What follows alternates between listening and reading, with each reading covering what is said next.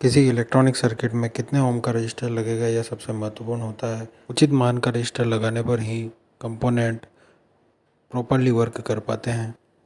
इसे एक उदाहरण से समझते हैं। एक 5 mm रेड एलईडी को 9 वोल्ट बैटरी से कनेक्ट करने पर यह कुछ देर बाद ही बर्न हो जाती है।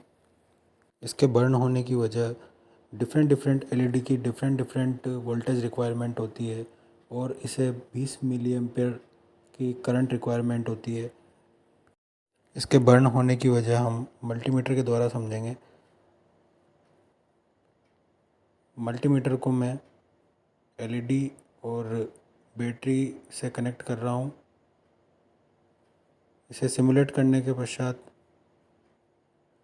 यह 915 मिली एम्पेयर शो कर रहा है।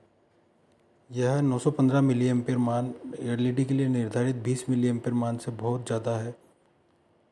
एलईडी को बर्न होने से बचाने के लिए हमारे पास दो उपाय हैं। या तो हम पावर सप्लाई का मान कम कर दें या एलईडी के सीरीज़ में एक रजिस्टर लगा दें जिससे करंट लिमिट हो जाए।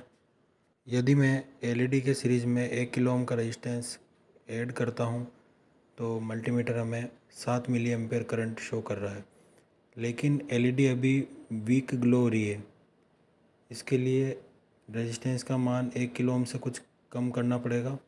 इसे मैं 330 ओम कर रहा हूँ। ये 330 ओम करने के बाद में लगभग 20 मिली एम्पेयर करंट सर्किट में से फ्लो हो रही है। इसका मतलब एलईडी प्रॉपर ग्लो हो रही है अभी। इस 330 ओम के रजिस्टर को लगाने की वजह ओम का नियम है। हम सब जानते हैं R=V/I होता है। यहाँ V का मान सोर्स वोल्टेज में से एलईडी का ड्रॉप वोल्टेज माइनस करने के बाद प्राप्त होगा। जैसे 9 वोल्ट सोर्स वोल्टेज है और एलईडी का ड्रॉप वोल्टेज है 3 वोल्ट। 9 वोल्ट में से 3 वोल्ट माइनस करने के बाद 6 वोल्ट बचेगा। एलईडी के लिए निर्धारित करंट रेटिंग 20 मिली एम्पेयर है। 6 वोल्ट को 20 मिली एम्पेयर से डिवाइड करने पर हमें 300 ओम प्राप्त होगा, लेकिन 300 ओम कमर्शियल वैल्यू नहीं है।